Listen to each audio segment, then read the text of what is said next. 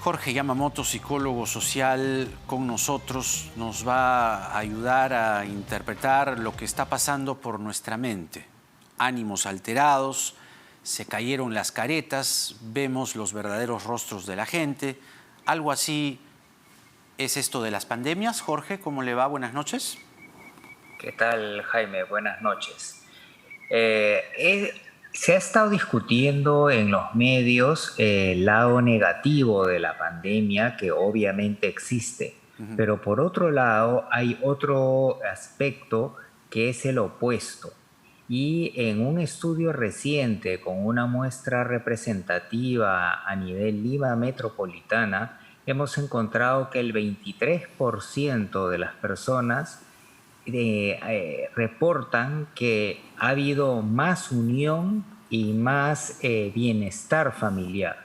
Entonces ahí vemos la capacidad de adaptación, de recurseo y de sacar ventaja de la situación que está teniendo un grupo de peruanos. Y hay que transmitir este mensaje porque podríamos estar, sin quererlo, dando una señal que la pandemia debe asociarse necesariamente al estrés y a la ansiedad y hasta la depresión, pero no. El camino es imitar a ese 23% de peruanos que le ha sacado la vuelta. También estamos viendo que el ahorro en el Perú ha aumentado.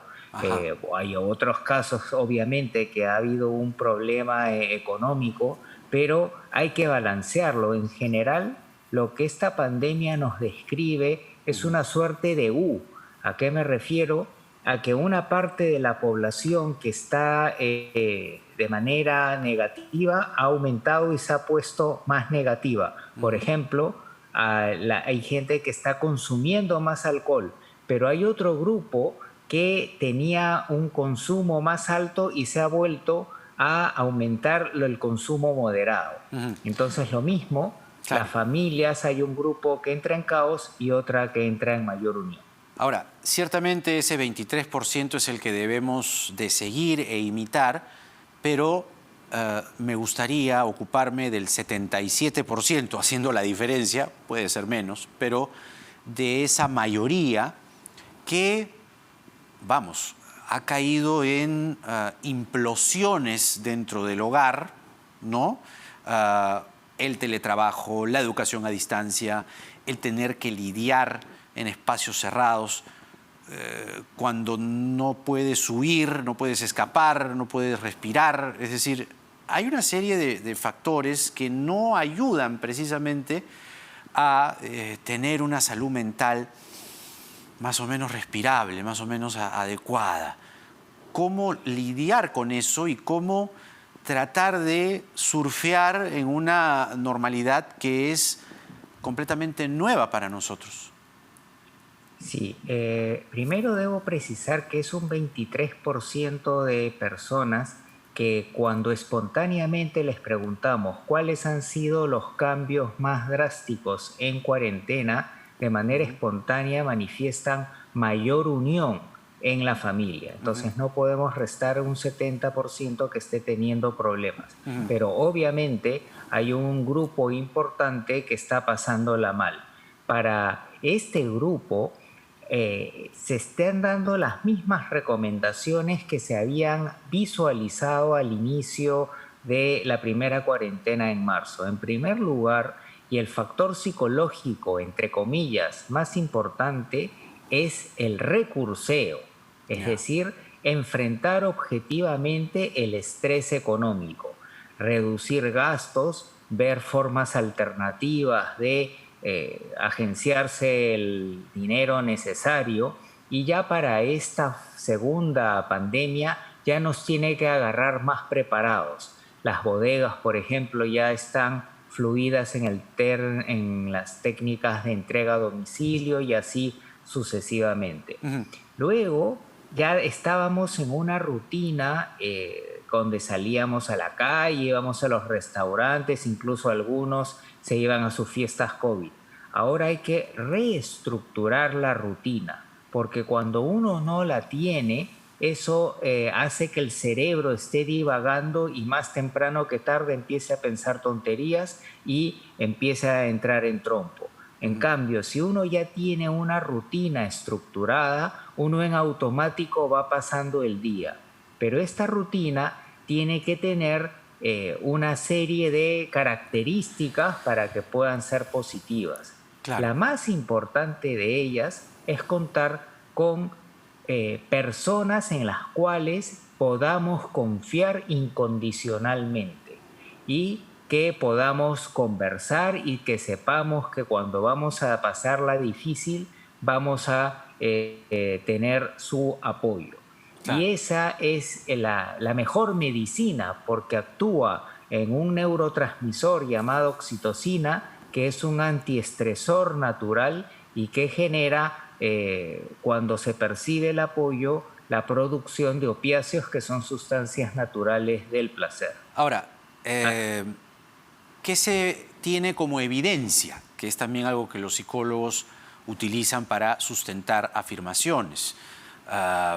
Lo que arrojan las noticias, por ejemplo, nosotros hemos pasado una vacancia, marchas, un efímero presidente, una presidencia de transición y de emergencia. En nuestros televisores hemos visto cómo unos bárbaros entran al Capitolio, explota un asilo en Madrid, cae nieve, es decir, tampoco ayuda. Y claro, las noticias de la pandemia, suben los muertos, hasta los divorcios han aumentado, Jorge. Entonces, digamos que el entorno no ayuda.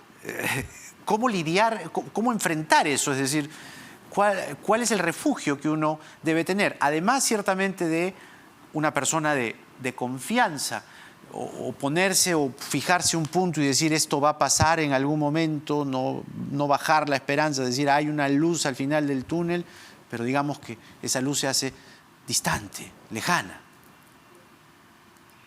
sí, la evidencia señala que este soporte social, se denomina, es de lejos la principal fuente para enfrentar problemas como la pandemia, ¿no? Y como había señalado, la evidencia indica que cuando una persona es inducida a estrés y que luego se le provee soporte social, se pueden medir los niveles de estrés a través de un glucocorticoide llamado cortisol, y cuando se tiene soporte social el cortisol baja, y cuando se da una situación de exclusión social o soledad, el cortisol se mantiene y durante los siguientes minutos va aumentando. Y también se ha podido evaluar la presencia de opioides, encefalinas beta específicamente. Entonces esa es la evidencia que hay acerca de la presencia de apoyo incondicional, ayuda al manejo del estrés.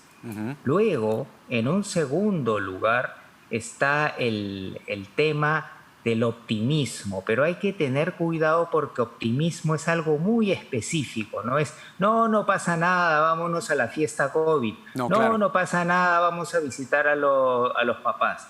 Optimismo es partir de una situación muy objetiva y realista, es decir, podemos matar a los abuelos, podemos matar a los padres, la cosa está bien brava, esa es la base, Claro. pero aquí hay una bifurcación. Algunas personas lo toman como una amenaza catastrófica. Uy, ya fuimos, se fregó todo.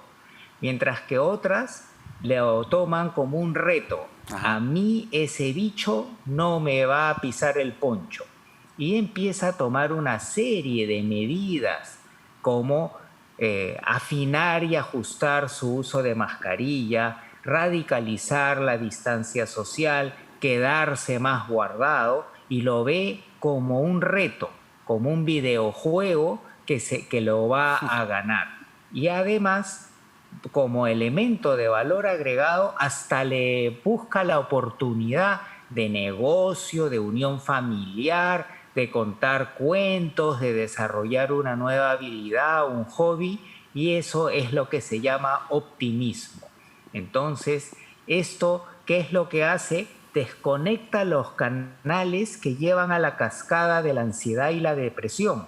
Porque cuando nosotros percibimos que nos va a ir mal, eso que genera un pensamiento circular que a su vez genera emociones. Esas emociones entran en un circuito que hace que se produzca una desregulación de los neurotransmisores del humor y termina en una depresión.